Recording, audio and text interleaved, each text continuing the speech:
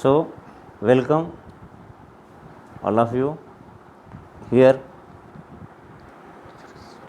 in continuation with the first video with plant pathology or fundamental of plant pathology.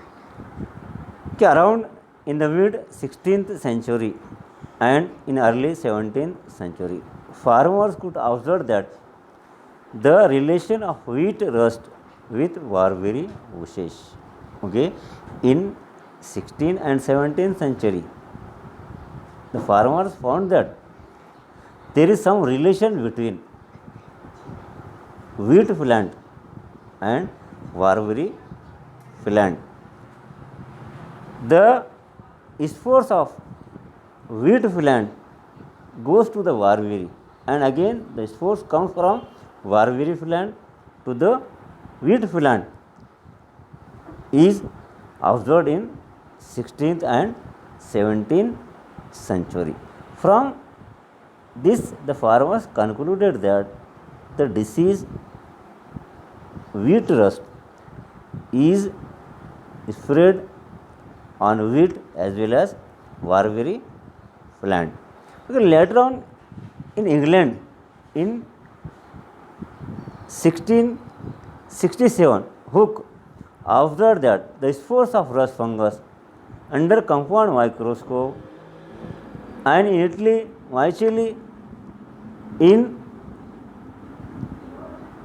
1807, Prevost was the first demonstrated conclusively that wheat smut is caused by fungus and that disease development stopped by copper sulfate. So, here it was found that the disease wheat smut is controlled by copper sulfate. Later on, the DeVary also showed that the smut and rust fungus are the cause, not the result of plant diseases, and some rust require two host plants for completion of their life cycle. Kuhn also wrote the first book on plant pathology. The Kuhn, the scientist, he wrote the book on plant pathology. The famous famine in Ireland between 1845 to 1847 due to the failure of potato crop.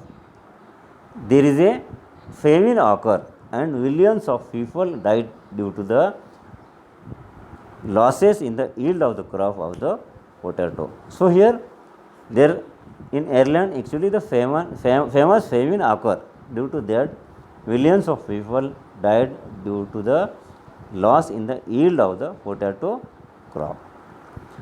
Next thing, in 1956, the ergot of Bajra disease was reported in Satara district of Maharashtra, and here it causes outbreak loss in the yield of the crop due to the ergot of Bajra disease, which is caused by Claviceps microcephala. So, in brief, this is the history of the plant diseases. Now, day by day, the different pathogen attack the different crop and they forms the different diseases. So, the pathogen, the host, the environmental condition, these things are responsible for the development of the disease. But due to the control of the plant disease, we can minimize the loss in the yield of the crop. Next thing, see here the early developmental phases. Koch, Petrie and others during the period 1875 to 1912 made many contributions to the plant pathology. Proposal of Koch postulate in 1876 provided proof for establishing the pathogenicity of the concerned microbes. Here in 1876, the Koch postulates was very famous and it is sufficient for the proof of development of the disease from the particular pathogen. How we can study the transfer of the disease from one plant to the another plant by coach postulate. So it is very best for the confirmation of the plant disease. Next thing, the discovery of ODX mixture. After the discovery of the ODX mixture, different diseases can be cured. Actually, the ODX mixture is a fungicides or chemicals that is used to control the different diseases. Why these chemicals? So the last thing, that is the significance of plant diseases or importance and need of the plant disease. How we have to study it and what is the purpose of the study of the plant diseases. So here the first purpose, the diseases may reduce the quality and quantity of the plant produces. Here, see here, after when the disease occurs, due to the disease, the pathogen actually causes the disease and it ultimately reduce the yield of the crop. Beside this, quality and quantity of the crop is also reduced, whether it may be vegetable, whether it may be fruits, or whether it may be other things which are produced by the plants.